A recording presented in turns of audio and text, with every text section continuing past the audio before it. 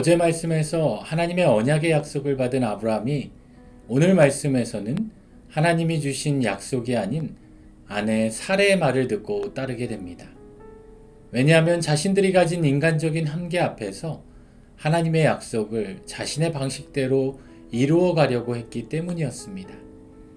그래서 아브라함은 사레의 제안에 따라 여종 하갈을 그의 첩으로 들이고 아들을 낳고자 했습니다.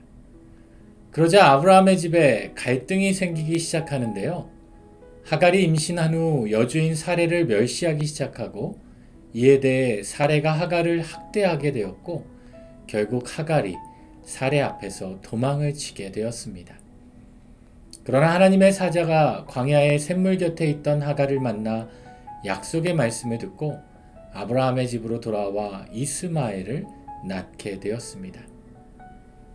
오늘 말씀을 묵상하면서 하나님의 약속을 자신의 방식대로 이루고자 한 아브라함과 사라의 행동으로 인해 수천 년이 지난 오늘날까지 그 갈등이 이어지게 되고 비극적인 어려움이 이어지고 있음을 알게 됩니다.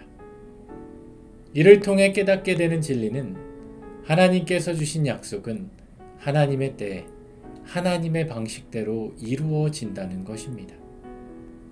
우리가 생각할 때 한계가 있고 불가능할 것 같아 보일지라도 하나님께서는 우리에게 주신 약속을 반드시 이루시는 신실한 하나님이시기에 우리는 그 약속을 굳건히 믿고 인내로 기다려야 한다는 것입니다. 오늘 우리의 삶 가운데 하나님께서 주신 약속들이 아직 이루어지지 않아 마음이 어렵고 무거워하는 부분들이 있으신가요?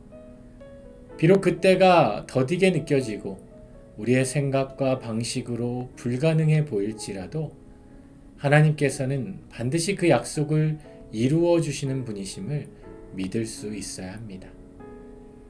하나님의 기적은 그 기적을 이루시는 하나님을 전적으로 신뢰하며 하나님의 때를 기다리는 자에게 이루어집니다.